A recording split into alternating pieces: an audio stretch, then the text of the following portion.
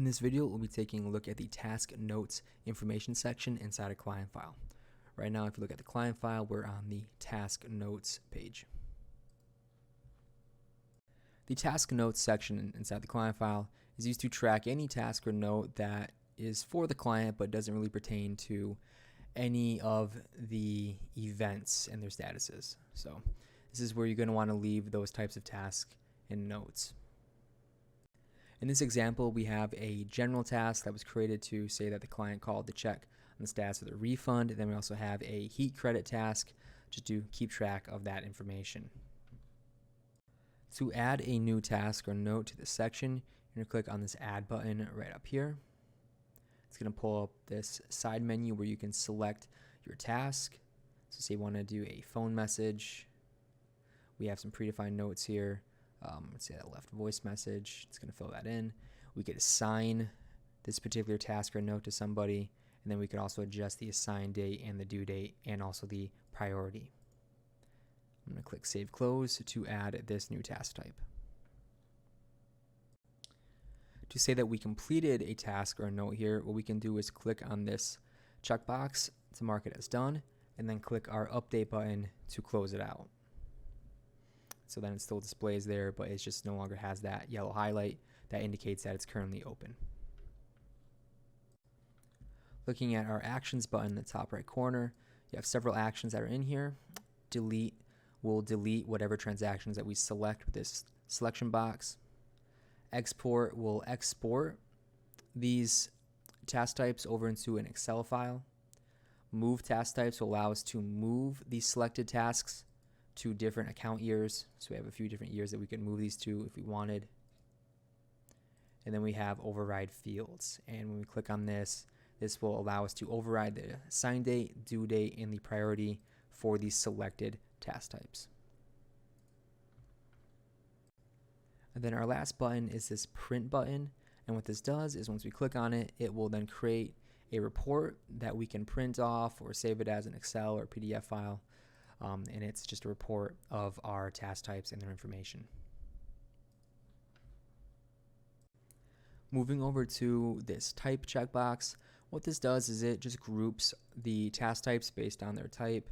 You see that we have a new menu here that shows how many general task types we have, how many phone messages, how many heat credits that we have. So, and then by default, when you click on that, it's going to show all of them that are open, but we could just look at a certain task type if you wanted to. Like if we wanted to only see our general task types, we could just click on the eye to view those, and those are going to be the only ones that are going to display.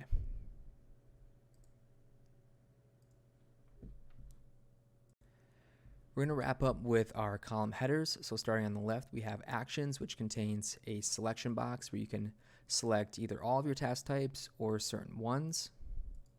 You have the edit pencil, which will reopen this task type. It reopens the side menu here where you can make edits to the task type. And then it has the delete button where you can then delete a certain task type if you wanted to. The done column has the checkbox where we can select it and then update it to mark it as done. Task shows the name of the task type. Note displays any notes that we've added for that task type. Assigned and due date shows the assigned to, the assigned date, and the due date. You can see that for our two tasks that we have assignment information for.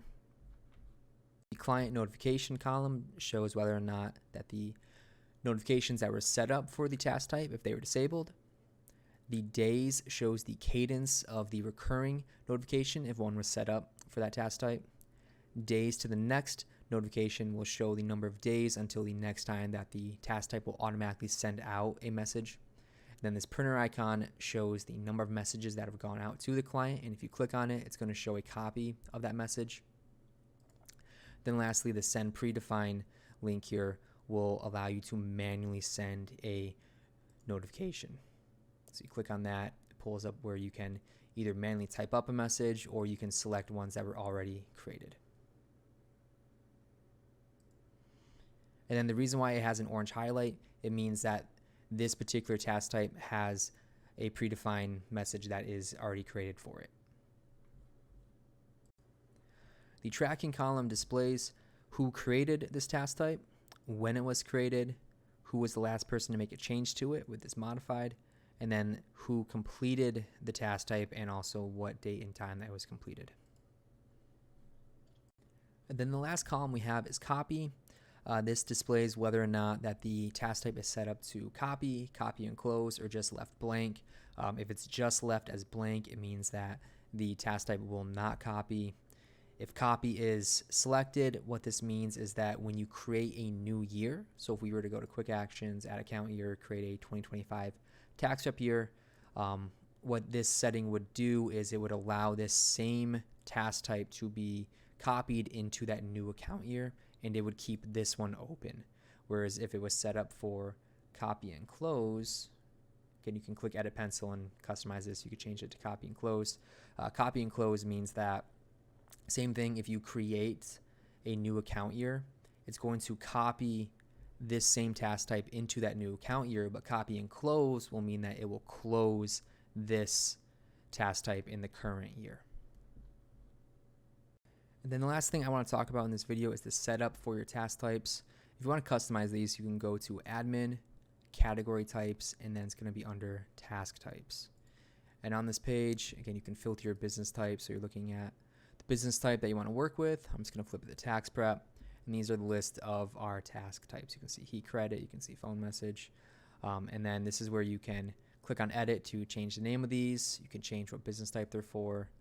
Some other settings here that you can adjust as well. And then for its notifications, you're going to click on the envelope right there. And then the predefined notes are right there. So that's where you can go to customize your task types. So that is it for this video. Definitely reach out to Adam Support if you have any questions. You can call, email, or text us, and we will be happy to help you.